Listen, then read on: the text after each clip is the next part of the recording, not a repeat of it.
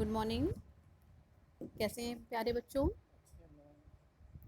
आज हम लोग एक नया सब्जेक्ट हिंदी व्याकरण पढ़ने जा रहे हैं। आप सबने देखा होगा अपनी बुक हिंदी व्याकरण, जिसका नाम क्या है? व्याकरण संधि। तो आप सब अपनी बुक निकालिए आज हिंदी व्याकरण की, और हम इसका पहला पाठ आज पढ़ने जा रहे हैं। ये नया विषय भी है आपके लिए, क्योंकि अभी तक आपने इसके बारे में कुछ नहीं जानते हैं। तो आइए शुरू करते हैं हम अपनी व्याकरण संधि का पाठ 1, भाषा, वर्ण और लिपि। भाषा, सबसे पहले तो हम जानेंगे कि भाषा क्या होती है। भाषा अपनी बात कहने या बताने के लिए या किसी को सुनने और समझने के लिए हमको भाषा की ज़रूरत होती है। ठीक है, हम जो भी बोलते हैं वो सब भाषा है, जिसकी सहायता से हम अपनी बात दूसरों तक कह सकें। हम भाषा का प्रयोग लिखने या बोलने में करते हैं। हम भाषा का प्रयोग दो रूपों में कर सकते हैं। पहला मौखिक रूप में, दूसरा लिखित रूप में। मौखिक भाषा का क्या अर्थ होगा?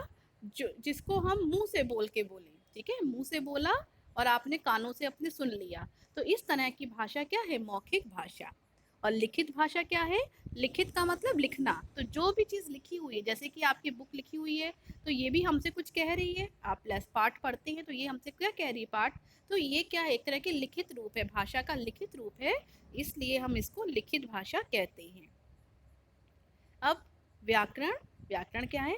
किसी भाषा को शुद्ध रूप से बोलने और लिखने का ज्ञान कराने वाले नियमों को हम व्याकरण कहते हैं।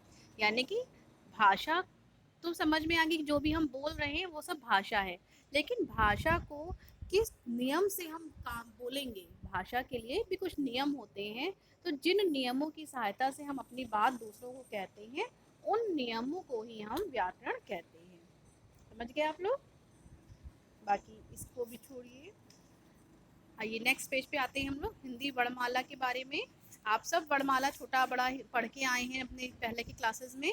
तो क्या है, कितने हिंदी वर्णमाला में कुल 46 वर्ण माने जाते हैं, और इसको हम लोग क्या दो भागों में बांटते हैं, स्वर और व्यंजन। स्वर कितने हैं हिंदी में? 11 स्वर हैं और 35 व्यंजन हैं। ठीक है, तो जो भी हैं स्वर क्या होते हैं?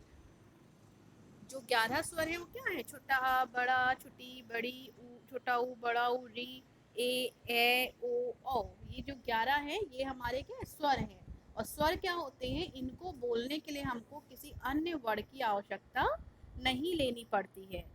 ठीक है, ये सारे शब्द जो स्वर हैं इनको हम आसानी से बिना किसी सहायता के बोल सकते हैं। और व्यंजन, बाकी जो 35 थे वो क्या है? वो व्यंजन है। व्यंजन को बोलने के लिए हमको स्वरों की आवश्यकता होती है। समझ गए आप लोग? फिर आइए नेक्स्ट पेज, लिपि। लिपि क्या है?